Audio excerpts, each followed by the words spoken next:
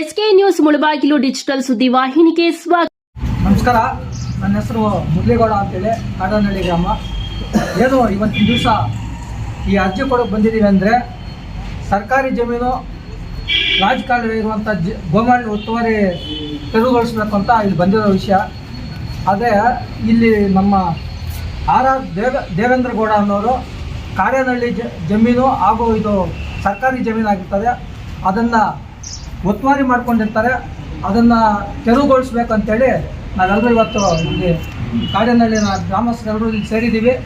ಆ ಜಮೀನು ಬಂದು ತುಂಬ ವರ್ಷಗಳಿಂದ ನಮ್ಮ ಹಿರಿಯರಿಂದ ಅದನ್ನು ಉಳಿಸ್ಕೊಂಡು ಬಂದಿರ್ತಾರೆ. ಆದರೆ ಇವತ್ತಿನ ದಿವಸ ಇವರು ದುಡ್ಡಿನ ಇದು ತೋರಿಸಿ ಇದನ್ನು ಹೊಡಿಬೇಕು ಅಂತೇಳಿ ಜಮೀನನ್ನ ಬಂದಿರ್ತಾರೆ. ಆದ್ದರಿಂದ ಇವತ್ತು ನಮ್ಮ ತಹಸೀಲ್ದಾರ್ ಅವ್ರಿಗೆ ಮತ್ತು ಕಾಡೇನಹಳ್ಳಿ ಗ್ರಾಮಸ್ಥರಿಂದ ಸಬ್ ತಹಸೀಲ್ದಾರ್ಗೆ ನಾವು ಇದನ್ನು ಅರ್ಜಿ ಕೊಡೋಕ್ಕೆ ಬಂದಿದ್ದೀವಿ. ಇದನ್ನು ಆದಷ್ಟು ಬೇಗ ತಹಸೀಲ್ದಾರ್ ಆ ಜಾಗಕ್ಕೆ ಬಂದು ಇದನ್ನು ಸ್ಥಳ ಪರಿಶೀಲನೆ ಮಾಡಿ ಇದನ್ನು ನ್ಯಾಯ ಒದಗಿಸಿಕೊಡಿಸಬೇಕಾಗಿ ಕಾಡೇನಹಳ್ಳಿ ಗ್ರಾಮಸ್ಥರಿಂದ ನಾವು ಒತ್ತಾಯ ಮಾಡ್ತೀವಿ. ಎಷ್ಟು ಎಕರೆ?